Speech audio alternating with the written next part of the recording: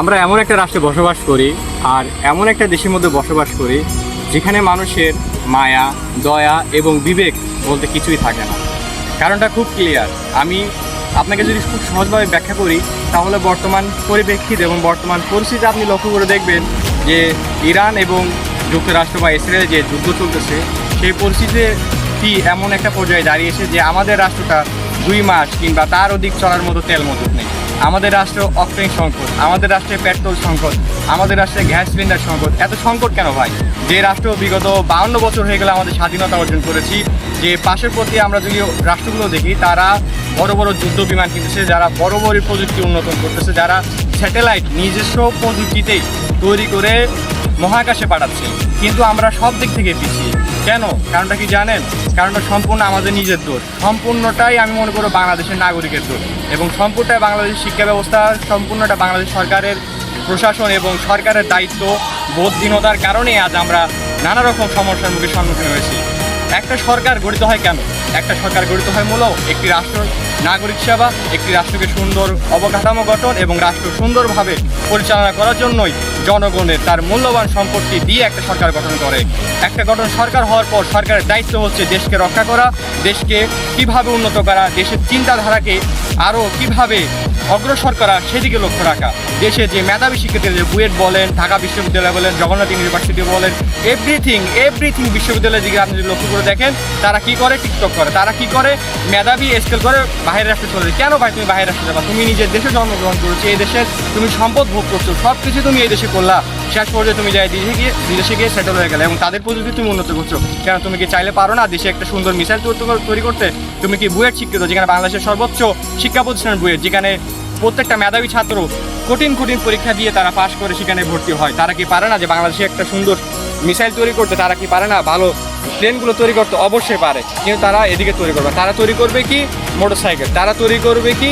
Autorickshaw. আরে ভাই তুমি অটোরিকশা কেন তৈরি করো? তুমি মিসাইল তৈরি করো। তুমি যার দেশকে কিভাবে উন্নত করা সেদিকে তুমি চিন্তাধারা রাখো। আজ তেলের সংকটটা কেন হয়েছে? তেলের সংকট হচ্ছে বাংলাদেশের তেল মজুত রাখার কারণে। এইসব সংকটগুলো জানি বাংলাদেশ সরকার, জানি বাংলাদেশের জনগণ যে ভবিষ্যতে এইসব পরিস্থিতি হলে যে দেশকে কীভাবে রক্ষা করা যায় সেদিকে আমাদের মূল্যায়ন করা দরকার ছিল, কিন্তু আমরা তা না করে কী করি? অটোপাস শিক্ষা ব্যবস্থা চালু করে। তা না করে কী করি? শিক্ষা মেধাকে ধ্বংস করার চিন্তা করি। বর্তমান শিক্ষামন্ত্রী তিনি খালি নকল নিয়ে পড়ে আসে। আরে ভাই তুমি নকল নিয়ে কেন পড়ে থাকবা? তোমার চিন্তাধারা থাকবো কীভাবে সিলেবাস পরিবর্তন করা যায়, কীভাবে প্রযুক্তিগত দিক দিয়ে মানুষকে শিক্ষা গ্রহণ করা যায়, কীভাবে শিক্ষিত বেকারদেরকে চাকরি ব্যবস্থা করে দেওয়া যায়। তারা তা করছেন। তারা করছে কি? প্রধানমন্ত্রী আমরা দেখলাম তিনি বলতেছেন যে ট্যাব দিব। আরে ভাই ট্যাব দিয়ে হবে কি? ট্যাব দিয়ে কি আমাদের মতো গরিব ছাত্ররা কি সেই ট্যাব ইউজ করতে পারবে? আপনি যে ট্যাব দেওয়ার কথা বললেন সেই ট্যাব ইউজ করবে শিক্ষা প্রতিষ্ঠানের অধ্যয়নরত এবং শিক্ষা প্রতিষ্ঠানের যে শিক্ষকরা আছে তাদের সন্তানেরা। গরিব মেধাবীরা এই ট্যাব ইউজ করতে পারবে না। এই ট্যাব ইউজ করতে পারবে না, 100% ইউজ করতে পারবে না। এই যে দামি ট্যাব দেওয়া হচ্ছে, এই যে বললো যে ভাতার কার্ড, এই কার্ড সেই কার্ড, আমরা ভাই কার্ডটা চাই না। আমরা চাই সুন্দর একটা শিক্ষা ব্যবস্থা। আমি আমার গ্র্যাজুয়েশন সম্পর্কে যদি কথা বলি তাহলে আমি এসএসসি পাস করেছি, এবার ইন্টার কমপ্লিট করেছি, এরপর কম্পিউটার সায়েন্সের উপর এবং ডিপ্লোমা করেছি 6 বছর এবং ইংলিশে ডিপ্লোমা করেছি 7 বছর। সব কিছু করবে যখন আমি চাকরি নিতে আসলাম তখন আমার চাকরি হলো গার্মেন্টস সেকশনে। আজ আমার গার্মেন্টস সেকশন কর্মী হিসেবে পরিচয় দিতে হচ্ছে, যে বর্তমান সেখানে গার্মেন্টস সেকশনে উন্নত দিক দিয়ে ধরতে গেলে অনেক উন্নত। তারা আমাদের দেশের অর্থনৈতিক উন্নয়ন ক্ষেত্রে ভূমিকা রাখছে, তাদেরকে আমি সিলেক্ট করি, সমস্যা নেই। কিন্তু এই যে আমাদেরকে দাঁড়িয়ে লাইনে দাঁড়িয়ে অহরহ শিক্ষার্থীরা, গ্র্যাজুয়েশন দ্বারা শিক্ষার্থীরা গেটের সামনে দাঁড়িয়ে চাকরির জন্য হাত পাচ্ছে। ভাই আমাকে চাকরি দেন। তাহলে আমাদের শিক্ষা ব্যবস্থা কোথায় দাঁড়ালো? আজ আমাদের তেলের সংকট, আজ আমাদের পেট্রোলের সংকট। কেন বাংলাদেশ সরকার দীর্ঘ 52 বছর হয়ে গেল আমরা কি আমাদের দেশে গ্যাস সম্পদ নাই? অবশ্যই আমাদের দেশে গ্যাস সম্পদ আছে, কয়লা খনি আছে, তেলের খনি আছে, সব কিছুই আছে, কিন্তু আমরা এটাকে উন্নত করবো না, আমরা এটাকে সংগ্রহ করবো না। আমরা শুধু বাইরের রাষ্ট্রের উপর হামিলে টাকায় থাকবো, তারা আমাদেরকে দিবে, আমরা খাবো, না দিলে আমরা মরে যাবো। আইরে বাঙালি, এটাই বর্তমান প্রেক্ষাপট দাঁড়িয়েছে। আর খালি বলবো কি, শিক্ষা প্রতিষ্ঠানে ট্যাব দাও, শিক্ষা প্রতিষ্ঠানে ফ্যান দাও, শিক্ষকদের বেতন বাড়াও, চাকরিজীবীদের বেতন বাড়াও, এগুলা ভাই, এগুলা ছাড়া আমাদের রাষ্ট্র কোনো কিছুই নাই। এই রাষ্ট্র যদি উন্নত করতে চান আপনার চিন্তাধারাকে উন্নত করতে হবে, আপনার মন মানসিকতা উন্নত করতে হবে, আপনার ফোকাসকে পরিবর্তন করতে হবে। কোনো কিছু দাম বাড়লেই যখনই শুনবে বাঙালি যে কোনো কিছু দাম বেড়ে গেছে, হয়েছে, তাইলে আর হয়েছে ভাই, তাইলে আর দেশে থাকা নাই। এক দামে একদম 380 টাকা, এক দামে 200 টাকা, 250 টাকা, খালি দাম বাড়তেই থাকবে বাড়তেই থাকবে। কেন রে ভাই তুই এত দাম বাড়াবি কেন? তুই যেখানে দেশের পরিস্থিতি খারাপ সেখানে ব্যবসায়ীদের উচিত যে তারা সারা বছর ব্যবসা করে, তাদের উচিত দ্রব্যমূল্যের দামগুলো সরকার যে রেট দেয় তার চেয়ে কমিয়ে আনা।